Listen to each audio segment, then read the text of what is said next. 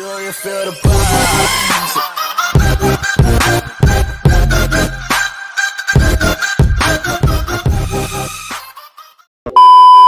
Yuk, assalamualaikum warahmatullahi wabarakatuh. Selamat datang di Ovan Channel, yaitu channel terbaru kami. Oke guys, kali ini kami akan bahas hantu urban legend yang ada di Jepang. Sebelum kita mulai, nggak ada salahnya kalian klik tombol merah di bawah ini dan aktifkan loncengnya agar kalian nggak ketinggalan video terbaru dari kami. 2000 years later. Yang pertama, Hanako-san. Cerita mistis seputar sekolah ternyata tidak hanya terjadi di Indonesia. Di Jepang misalnya, ada sebuah legenda rakyat yang bercerita tentang sosok penunggu toilet sekolah. Sosok itu berwujud gadis berambut pendek dan memakai rok merah dengan baju putih bernoda darah. Gadis itu biasa disebut dengan nama Hanako. Hanako menghuni toilet wanita di bilik nomor 3 di lantai 3. Banyak siswa yang percaya Hanako bisa berada di sekolah mana saja.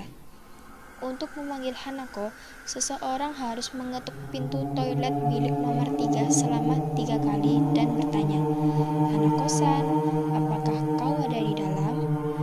Jika dalam bilik itu ada Hanako, maka dia akan menjawab, "Ya, aku ada di dalam." Perilaku Hanako berbeda dari satu tempat ke tempat yang lain. Legenda mengenai dirinya juga bervariasi. Beberapa cerita rakyat menyatakan saat bilik toilet dibuka, Hanako akan berdiri di atas toilet dengan tatapan kosong. Lalu, dia akan menarik siswa itu masuk bersamanya dan mengunci pintunya. Beberapa menyatakan Hanako akan keluar dari bilik untuk mengejar siswa itu dan menyakiti mereka. Di daerah Yamagata, konon Hanako ini punya penampilan seperti kadal berkepala 3 yang akan memakan anak-anak. Sebuah legenda tentu memiliki asal-usul, termasuk sosok Hanako ini. Yang kedua, teke-teke. Kisah hantu wanita setengah badan, teke-teke. Kisah ini cukup populer di kalangan masyarakat Jepang, terutama kalangan para pelajar sekolah karena sosok hantunya juga tidak percaya merupakan seorang siswi pelajar. Terdapat sebuah cerita masyarakat, yaitu seorang pelajar laki-laki yang sedang berjalan pulang pada malam hari. Dia melihat seorang gadis cantik yang berdiri di dekat pinggir jendela, yang hanya terlihat bagian atasnya saja. Mereka saling tersenyum. Namun anak laki-laki tersebut bertanya-tanya apa yang sedang dilakukan oleh seorang gadis di sebuah sekolah pria pada malam dan berdiri di dekat jendela. Tapi sebelum mendapatkan jawaban, anak laki-laki tersebut menyadari bila si perempuan hanya setengah badan dan segera berlari, namun berhasil menangkap dan tubuh dipotong menjadi 2. Selain kisah di atas, juga terdapat kisah yang lain. 3. Terowongan Kiyotaki. Terowongan ini awalnya pada bagian dari jalur kereta api Atagoyama yang dibangun pada tahun 1927 sampai dengan 1928.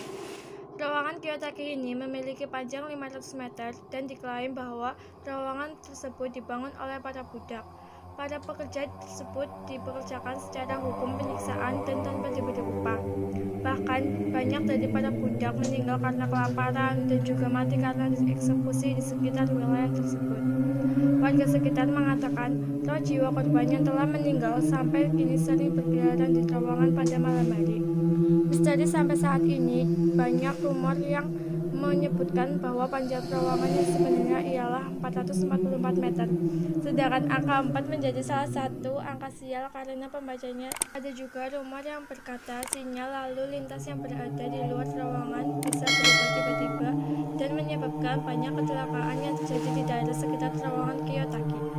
Kawasan ini dikatakan sebagai tempat bunuh diri yang populer karena lahan menyendiri dan kokohnya pepohonan di atas terowongan. Ada desas-desus tentang seorang wanita yang melompat dari atas terowongan dan tergeletak di jalan pintu masuk terowongan yang menjadikan sangat begitu tragis.